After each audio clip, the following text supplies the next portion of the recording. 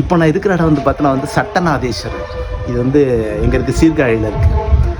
சட்ட ரீதியான சிக்கலில் நிறைய பேர் வந்து சிக்கி தவிப்பீங்க. இந்த நம்ம கேஸ் வந்து என்ன எத்தனை வாய்தா வாங்குது, இன்னும் என்னென்ன பிரச்சனை சந்திக்க போகிறோம், எத்தனை தடவை கோர்ட் வாசப்படி ஏறி மெரிக்க போகிறோம், டைவர்ஸ் கேஸு, லீகலு, கிரிமினல், இப்படி எவ்வளோ கேஸஸ் இருக்கும். சட்ட ரீதியாக தீர்வு கிடைக்காம தலைமுறையாக காத்து கிடப்பீங்க. ஒரு தடவை வாங்க வெள்ளிக்கிழமைக்கு வந்தீங்கன்னா சரி, 10 நாள் வந்தாலும் சரி, நான் ஏறிருந்தீங்கன்னா சட்டநாதேஸ்வரர் ஜன்னல் வழிக்க உண்டி இருக்குது. உண்டியிலேருந்து பார்த்தா குட்டியை ஜன்னல் வழிக்க சின்னதாக தெரிவார், மேலே வந்து பார்க்கணும். இதெல்லாம் வந்து அந்த காலத்தை அடையாளப்படுத்திருக்காங்க. இந்தந்த கோவில் போனால் இந்த தீர்வு கிடைக்கும், அதில் ஒன்று தான் இது. ஸோ இன்றைக்கி எனக்கு இந்த வாய்ப்பு கிடச்சிருக்கு. எனக்கு எந்த சட்ட ரீதியாக எனக்கு சிக்கல் இல்லை, இருந்தாலும் சில கதவுகள் மூடப்பட்டிருக்குல்ல.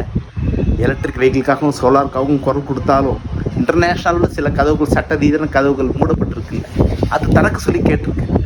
வேற ஒன்று நான் எனக்கு கேட்க எனக்கு ஒன்று எல்லாமே கொடுத்துட்டேன். எனக்கு என்ன நீ கொடுக்கல, எல்லாம் கொடுத்துட்டேன். சில அங்கீகாரங்கள் மட்டும்தான் கேட்டேன், சட்ட ரீதியாக கொடுத்துருவார். நற்றுணையாவது நம சிவாயவே. அருணை ஞானி. நன்றி ஐயா.